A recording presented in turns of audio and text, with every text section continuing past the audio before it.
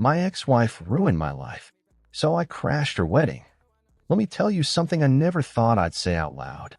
I married the wrong woman, and it took me losing everything to realize it.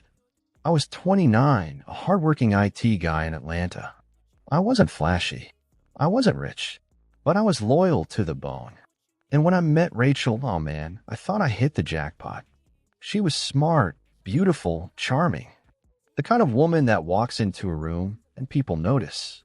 We met at a friend's wedding. She was the maid of honor.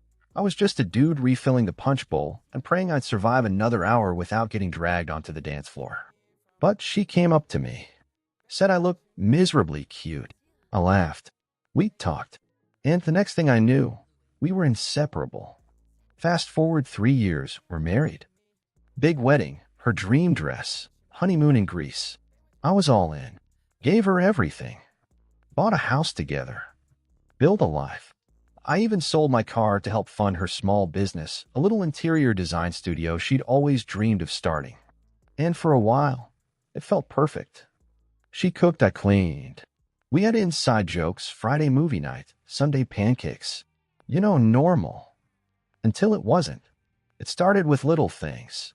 She'd stay out later than usual. Her phone was always on silent. I'd ask her how her day went, and she'd get weirdly defensive. "Why are you interrogating me?" she snapped once. I wasn't even being pushy. I was just asking. But I ignored it. I thought maybe she's stressed. Maybe I'm overthinking it. Then one night, she left her phone on the couch while she showered. I wasn't planning to snoop. Honestly, I wasn't. But a message popped up. It said, "Tell your husband you're working late again." Winky face. I stared at it like my eyes were lying. The contact name. Just a heart emoji. No name. No picture. I picked up the phone. My hands were shaking. I shouldn't have done it, but I unlocked it. The passcode was still the same, my birthday. And what I found? A thread. Weeks long. Flirty texts. Pictures. Videos. She'd been meeting this guy in hotels. Calling him babe. Laughing about how clueless I was. She even sent him a picture of the steak dinner I made her last Friday, captioned, "He still thinks I'm working late," face with tears of joy. I just sat there, staring at that screen, while the shower kept running upstairs.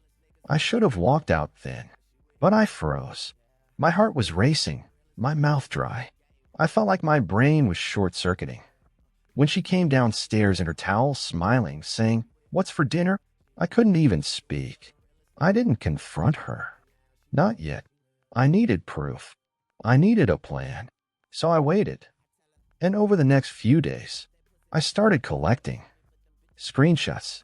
Hotel receipts. I even put an AirTag in her car. I felt disgusting, like I was becoming someone else. But I couldn't let her gaslight me. Not after all I gave her. Then one night, I followed her. She said she was going to a client's house to redo their living room. She went to a hotel. Room 414. I waited 20 minutes, then walked in. I still remember the look on her face when she opened that door in a silk robe, expecting him. And finding me. She gasped. Tried to slam the door. But I shoved it open and walked in. And what I saw, what I heard, that's where the story really begins. There she was, my wife, standing in a silk robe, hair still damp from the shower, lipstick freshly applied. She wasn't expecting me. She was expecting him. And the guy. He was behind her, shirtless, tattooed, probably mid-30s. The kind of guy who looked like he thought Axe body spray was cologne and loyalty was a punchline.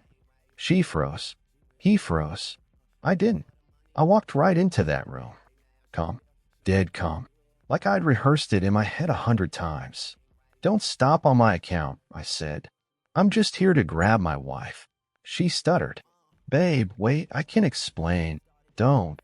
I held up my phone. "I've seen enough." I turned to the guy. "You know she's married?" He shrugged. "She said y'all were separated." Classic. I could have swung on him. I wanted to. But instead, I just looked at her. I mean, really looked at her. This was the woman I gave 5 years of my life to, who I helped build a business, who I gave my trust, my money, my heart. And here she was, standing there like I'd caught her stealing the last cookie, not shattering a marriage. She started crying, like full-on crocodile tears. "I'm so sorry. It was a mistake. I didn't mean for it to happen." "A mistake?" I asked. "Which part? The first hotel? The fake client meetings? Or texting him while lying in bed next to me?" She tried to reach for me. I stepped back. I couldn't stand the smell of her perfume. That sweet vanilla scent I used to love now made me sick. "You're not sorry," I said. "You're sorry you got caught." Then I turned to the guy. "You can have her." And I left. But that wasn't the end. Not even close. The next few weeks were hell. She begged, emailed, even showed up at my job crying in the parking lot. Her parents called me too. Told me I was being dramatic and that marriages go through rough patches. A rough patch? Cheating is not a rough patch. That's a demolition. I filed for divorce the next day. We didn't have kids, thank God. But splitting everything else? That was war. Suddenly, the house she never paid a dime for? She wanted half. The business I helped her fund? She claimed was hers alone. My savings account? She said I owed her emotional compensation. Her lawyer was a shark too. Aggressive. Personal. Twisting everything I'd ever done to make me look like the bad guy. But I had receipts. I had screenshots. I had proof. And I wasn't backing down. We fought for 6 months. I lost weight. Couldn't sleep. My hair started thinning. But I refused to let her destroy me quietly. The judge sided with me in the end. She got nothing but what she came in with, which, ironically, was almost nothing. I thought that was the end. I thought I'd finally be free. But 2 years later, I get a text from an unknown number. It was a picture of her, in a wedding dress, captioned, "Bet you wish you hadn't let me go," winky face. And right there, standing next to her, was him, the hotel guy. I should have deleted the message, blocked her, let it go. But I didn't. Something in me snapped. And that's when I made the decision. I was going to crash her wedding. Let me be real with you. I didn't crash her wedding out of jealousy. I didn't want her back. I didn't even hate her anymore. I just needed her to feel one thing. Embarrassment. The kind I felt when I walked into that hotel room. The kind that kept me up at night. The kind that took me 2 years to recover from. She wanted a fairy tale wedding. I was going to turn it into a nightmare. I started planning that same night. I still had mutual friends who stayed in touch with her. A little catching up here, a few harmless texts there, and I found out the wedding was happening in Savannah on a Saturday in April at some fancy vineyard she always dreamed of getting married at. Typical Rachel. I didn't want to cause a scene just for the sake of it. That's not me. I'm not the flip the cake table type. I needed something smarter, colder, surgical. So I started digging. Not just into the wedding, into him. The groom. Her hotel fling turned fiancé. Let's call him Logan. Turns out Logan wasn't just a sleazeball. He was also a fraud. Owned a sketchy consulting business that was basically just a front to write off strip club receipts and luxury watches. I found public records of 2 lawsuits against him. I found a woman online who claimed he ghosted her after she loaned him $5,000. Even found a Reddit thread where someone called him a walking red flag with teeth. So I reached out to her, the woman from Reddit. Took some digging, but I tracked her down on Instagram. Her name was Sierra, and when I told her what I was planning, she laughed. "I'll help," she said. Gladly. She sent me screenshots, dates, receipts. One message in particular sealed the deal. Logan had texted her just 3 months ago, while engaged to Rachel, asking if she wanted to sneak off to Cancun like old times. Boom. Now I had ammo. Real, solid, undeniable truth. The kind Rachel wouldn't be able to gaslight her way out of. The only question was how to drop the bomb. 2 weeks before the wedding, I booked a room at a small in 5 minutes from the venue. I rented a suit. Nothing flashy, just enough to blend in. I even bought a nice card and a fake gift, to look like I belonged. Then I called in a favor.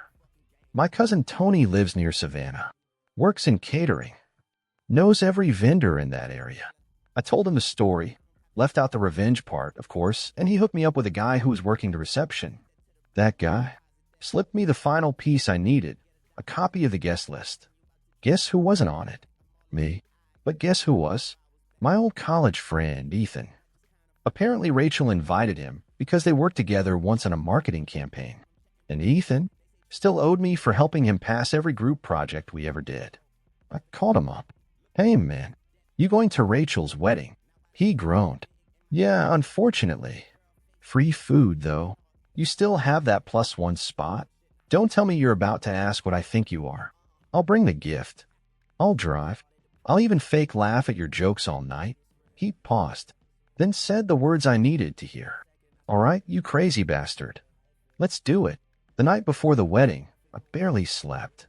Not because I was nervous, but because I knew once I did this, there'd be no going back. She ruined my life. And tomorrow, I was going to return the favor. It was a perfect day for a wedding. Blue skies, soft breeze, strings playing some overpriced violin cover of Taylor Swift. And me? I was standing just out of view, holding a small envelope and a smile that didn't reach my eyes. Ethan and I rolled up early. I wore a clean navy suit and played my part like a pro. Shook hands, smiled, even said congrats a few times like I meant it. No one recognized me. Not even Rachel's mom. Guess 2 years is enough time for people to forget the guy who built the foundation her fairy tale was standing on. The ceremony was set up outside. Rows of white chairs. Rows of fake friends. And at the front, standing tall in his shiny gray tux, Logan. He looked like the kind of guy who flexed in the mirror while brushing his teeth. Smug. Confident. Like he thought he just won life's lottery. But what he didn't know was that the ticket was fake, and I was about to announce the numbers. Then the music changed. Everyone stood. And there she was, Rachel, wearing a white lace dress, smiling like she was starring in some bridal fantasy commercial. Her dad walked her down the aisle, beaming like he hadn't once pulled me aside and said I was the best thing that ever happened to her. I stayed seated near the back. Ethan leaned over and whispered, still time to back out. I just shook my head. This wasn't about ruining the wedding. It was about ending the lie. The ceremony started. The officiant talked about love, forgiveness, second chances. Ironic, considering Rachel used all three up. They exchanged vows. Hers sounded rehearsed. Pretty words with no meaning. She even got choked up when she said, I promise to always be honest. I almost laughed. And then it came. Do you, Rachel, take Logan to be your lawfully wedded husband? She smiled. I do. Do you, Logan, take Rachel to be your lawfully wedded wife? He grinned. I do.